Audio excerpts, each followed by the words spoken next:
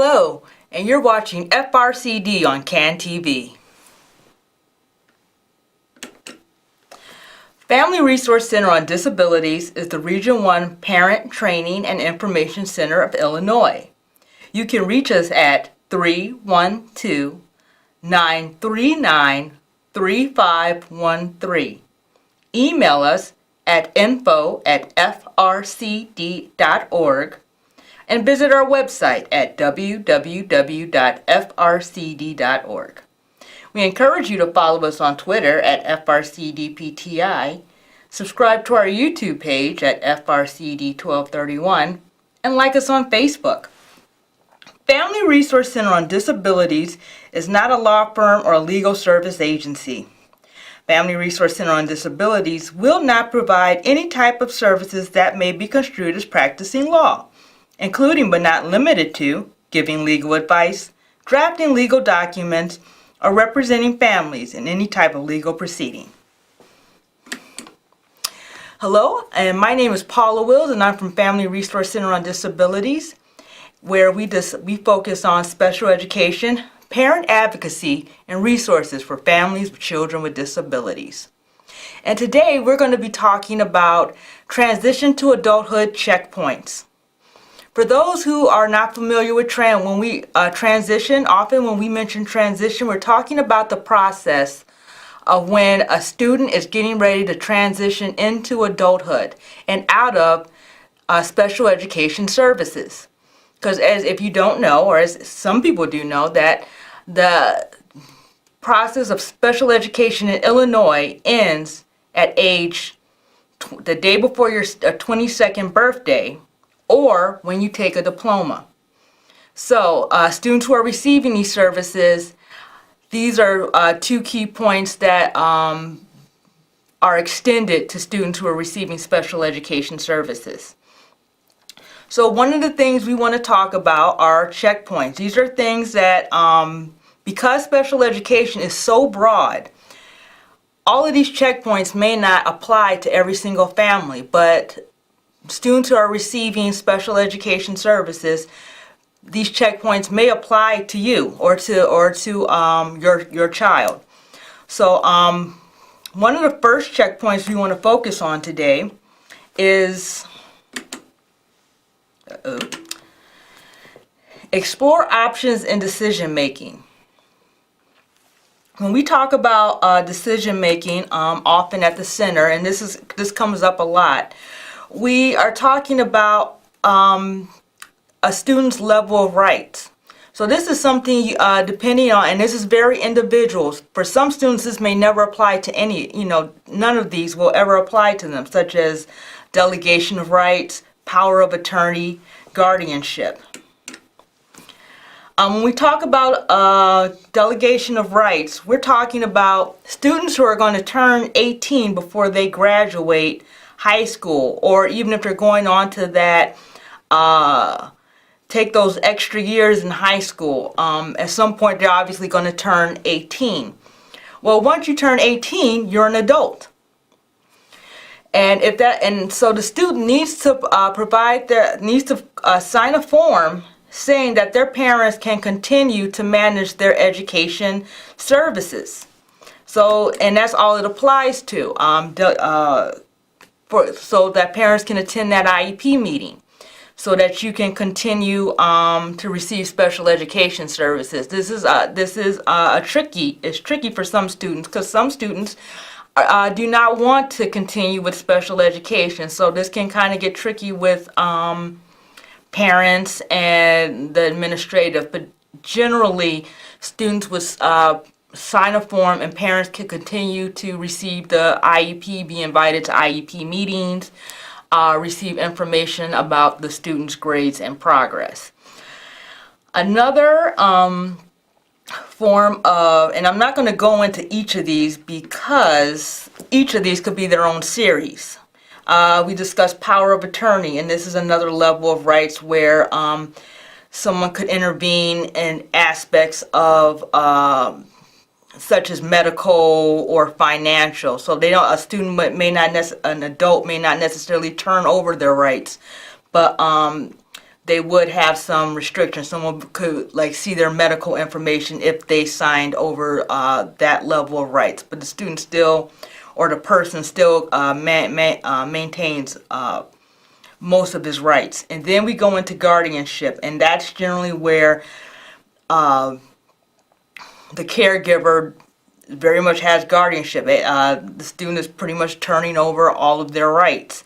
So when we talk about these, these are not to be taken lightly.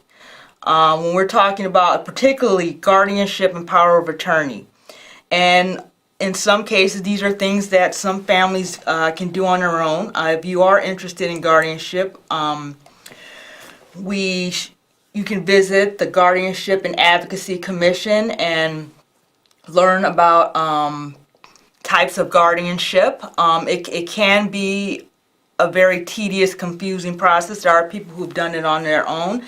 However, we strongly suggest, in some cases, you may want to get professional help. Another agency is the Special Needs Alliance, where if you need to get an attorney regarding guardianship and the process and the financial processes that are involved, you can definitely go to the Special Needs Alliance. Here, obviously, you see there's options where you can find an attorney, their type of areas of practice. Their focus is not necessarily guardianship, but or special education or disabilities. Well, it is special education, but you can find someone who specifically manages guardianship. And then there's also the ARC of Illinois, which is also an excellent resource in this area. Okay, for some reason it is not letting me there, but I would strongly recommend when you're looking at guardianship and special needs trust and financials, the ARC of Illinois definitely has quite a few resources in that area. So the next checkpoint I want to go into is the driver's license.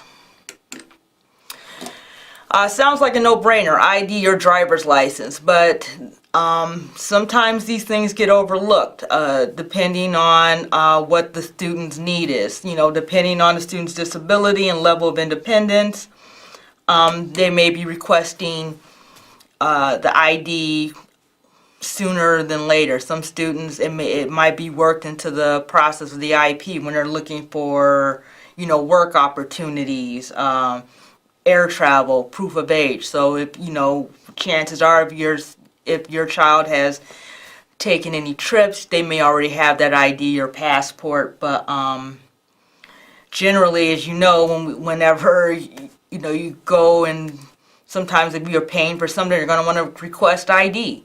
You'll need ID to open a bank account. So these are some things, particularly when the student gets older and you start nearing closer to 18 and levels of independence. Those are some things you're going to, even if they don't drive, you definitely want to look into getting that state ID at least. And that you can find more information about that at cyberdriveillinois.com. Many of you have probably gotten some form of ID, so you can also, I guess, go to the state of Illinois, but you can do your research. Especially, they actually have a section for people with disabilities, and students with special needs. So there is a level where you can do some research there. So the next one I want to talk about is public transit services. Public transit services. So we're looking at CTA, Metro, and Pace if you're like in Chicago or the Chicagoland area. ADA, paratransit, depending on that student's level of need. We're also looking at rideshare. Now this is an option that was not available to me when I was a child, but I think we just had taxi, but Uber and rideshare. So obviously there's a level of concern and safety. Some students, this may be, a no-brainer. It can it might be a thing they've always done. They've always taken public transit. Depending on the student's developmental level or just access to public transit, this may be something you might want to work into the IEP process as a goal for the student to become more independent and be able to use public transportation. As I mentioned, they do have a paratransit. So let's say sometimes you've seen students who are being picked up. Let's see, will it take us there? Yes, it will. So you might see people who are, paratransit vans and stuff. So this is something that a student could like begin applying for. Or I strongly suggest even talking to the IEP team as to how you can best work this out, particularly while you have the expertise and of the IEP team, and say, is this something that should we start working on this? Is this something the student is interested in? Where do you see them in the future? Do you see them taking public transit? For some students, this may never be an option. Some students, this may be maybe a lifetime goal. So I want to point out that yes, you can always visit the Cook DuPage transportation.com, and you can learn about how to acquire paratransit services and how that system works. So one of the next, oh yes, and then there's Uber and Lyft. So actually Uber and Lyft is actually really done quite a bit. Well, it depends, because if you do have if you are a person who utilizes a wheelchair, it depends on, again, the availability. So as I say, pretty much even with these checkpoints, all of them don't fit every situation. So for some, Uber and Lyft may not be an option. For others, it may be something that you can work into the student's travel, plan. If there is a plan for the student to be able to travel throughout the city or the suburbs on their own. It really depends on the level, the student's operating level, and the goals and where they hope to see themselves. So selective service system. Yes, now this does apply to every male. The selective service system, pretty much every male at the age of 18 has to check, especially if you want to receive FAFSA or particularly college financial aid funding. Every male, it doesn't matter what his operating capacity is, has to sign up for selective service. Sometimes this is automatically done when the student signs up for Social Security. But no one is exempt for this. This doesn't necessarily mean that if we are at war, they may call your son who may be operating at the level of a 4-year-old, but they have to at the very least sign up.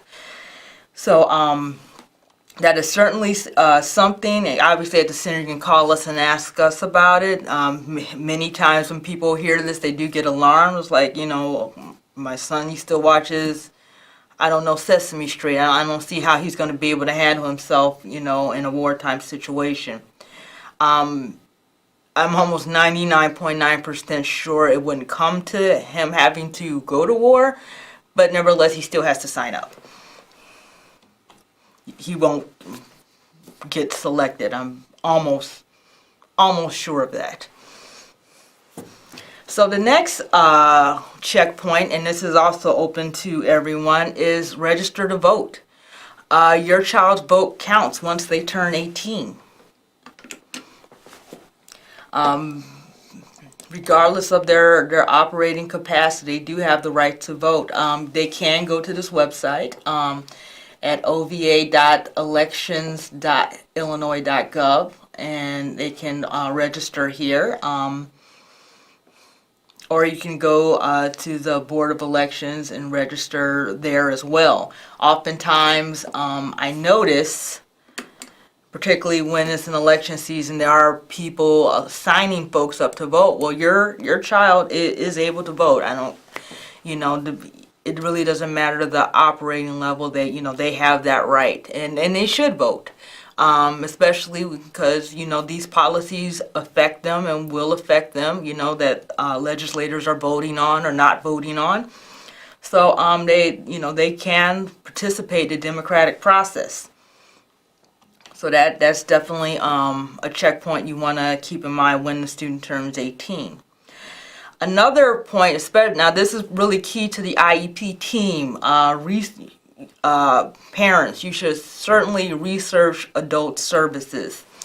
I talk about two here. One is Social Security.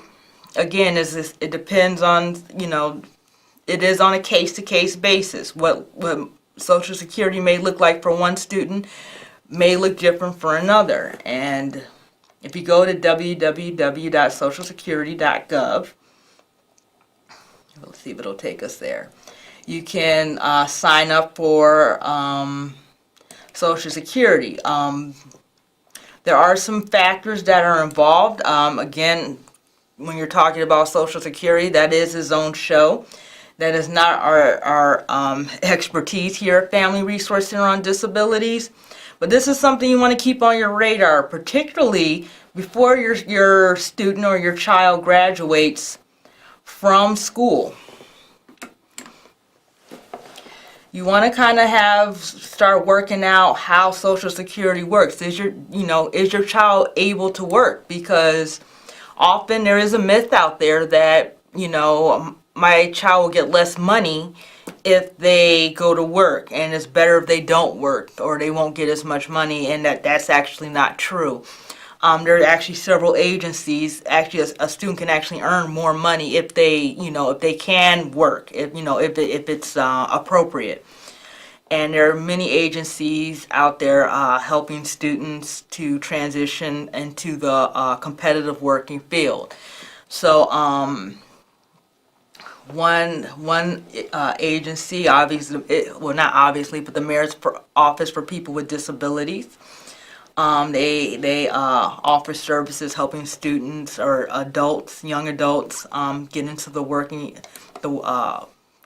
field, and at the same time, being able to keep track of their benefits. Another important agency is the Department of Rehabilitation. And I think this is very important when you're working with the IEP team.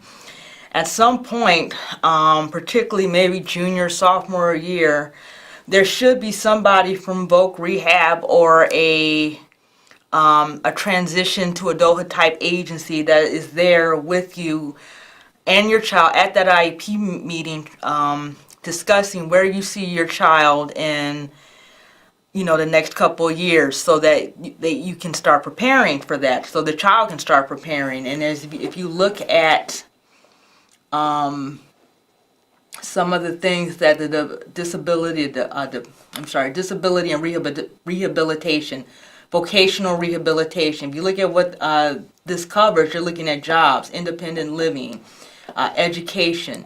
So there are a lot of services involved that the Illinois Department of Human Services can help you with, particularly vocational rehabilitation. So this is an area where you want to definitely make sure that the IEP team has someone from Voc Rehabilitation come to your child's IEP meeting and work out where you see your child when they're graduating or completing high school.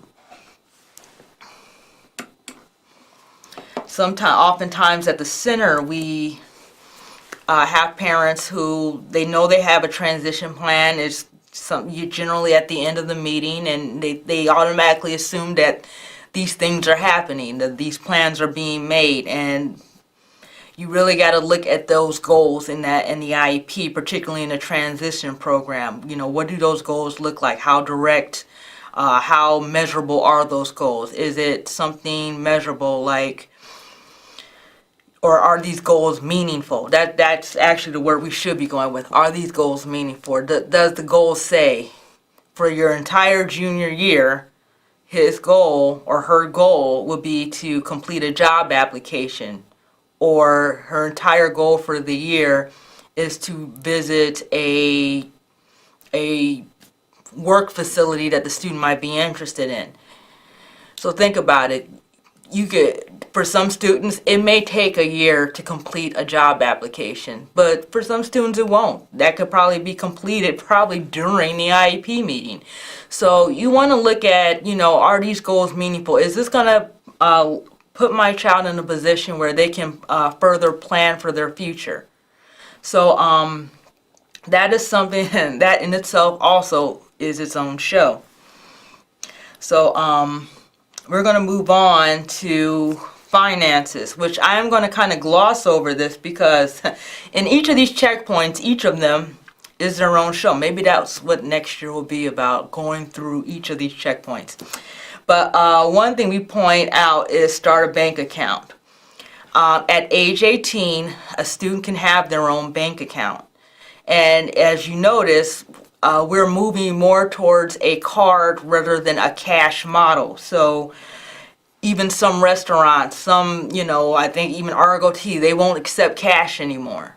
So a student having a bank account, if it's appropriate, being able to manage their bank account is something you want to, maybe that might be a goal to put in their IEP as part of their transition plan if that is something they struggle with.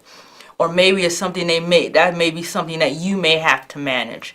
But you should be working, looking at your child's strengths and weaknesses, working with the IEP team to kind of determine, is this something, should we be focusing more on money, or should we be focusing more on, I don't know, history or something like, what is it that you want your student to be able to do when they complete high school?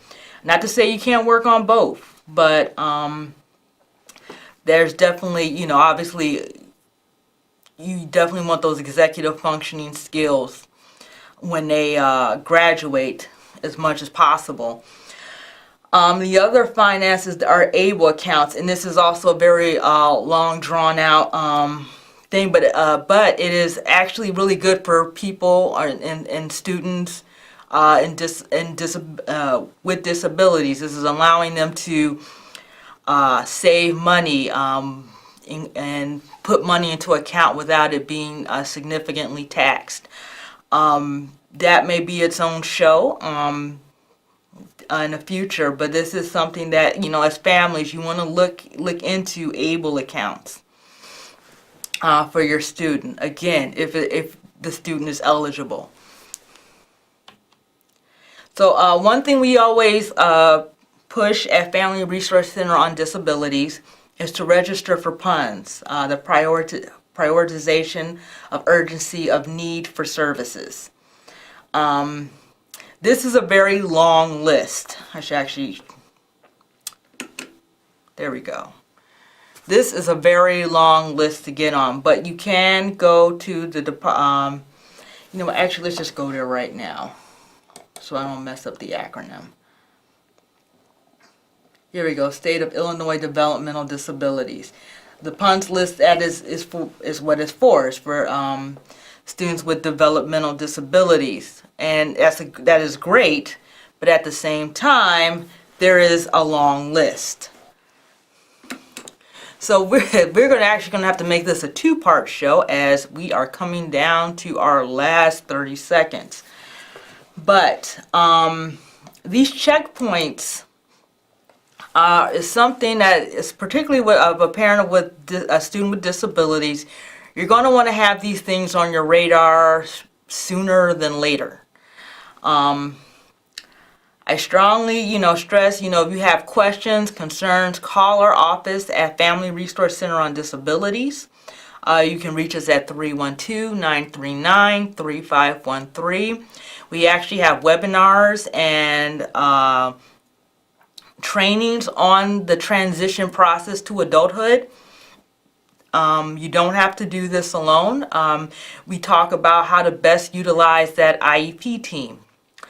So I want to thank you all for joining us this month, or in this case this week, and have a wonderful week. Thank you.